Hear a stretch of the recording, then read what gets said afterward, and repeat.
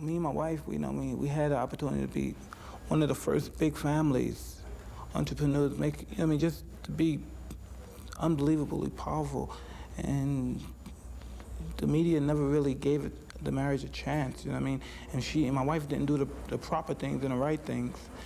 Something I don't blame her, but she let herself get too involved emotionally with, I think, with the media. Have you taken any special steps to stay out of the news media, out of the headlines since then?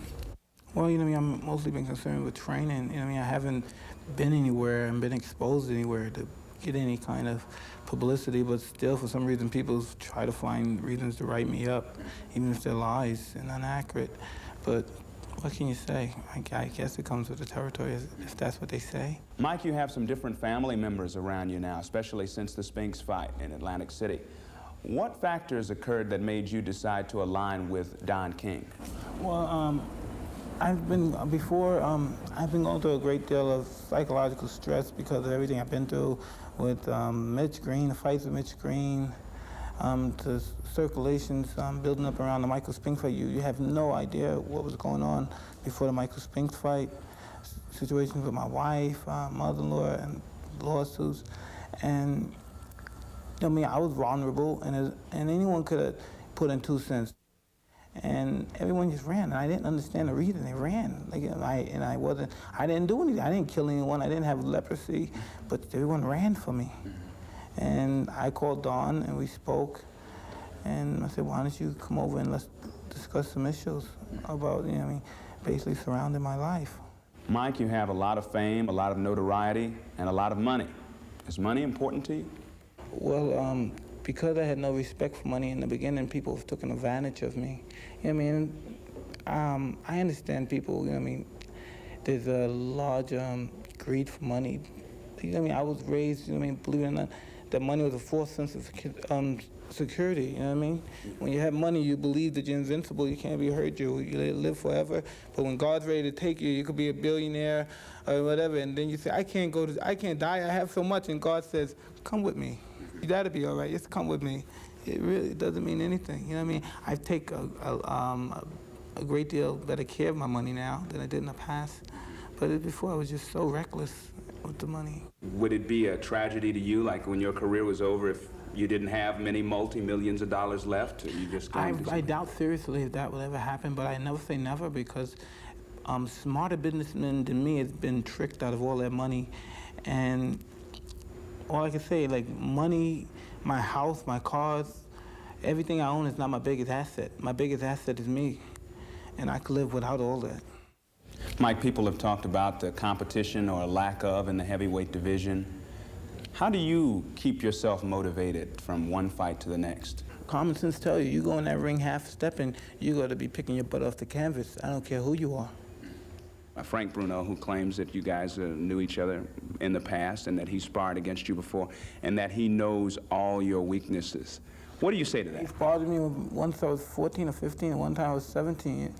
I believe I improved a great deal since then. I don't know, maybe he believes his talk, but he's going to get knocked out. Basically, when it comes down to it, I just have to get in there and fight. That's all I get paid to do. Regardless of what people say, they have lawsuits, King have lawsuits, people, once I'm in that ring, they're not going to hit me, I'm the only one in there, Frank Bruno. I just want to fight, I'm just tired of everything else. I just want to fight because I'm very hostile at this particular moment in my life, and I just want to get in there. Holyfield, have you been watching him? I watched the last fight he had. That'll be a good fight. I look forward to it. But I don't want to be egotistical, but let him come. Let him come. I'm sure he's going to find it very stimulating.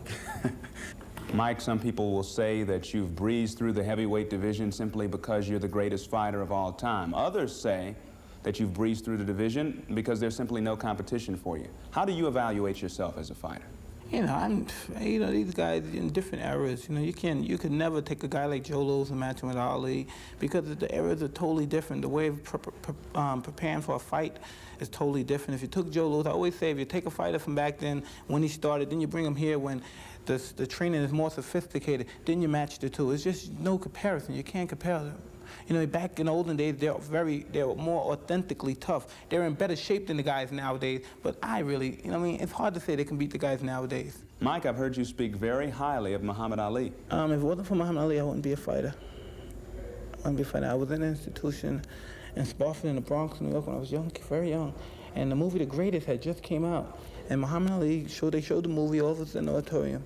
And Muhammad Ali came in, and I saw him, and I was a kid, and you know, most of the kids there was very hardcore kids. And when I saw him, it was, you know, I get emotional because when I saw him, I said, and I tell him this, and he don't believe me, he gets me mad.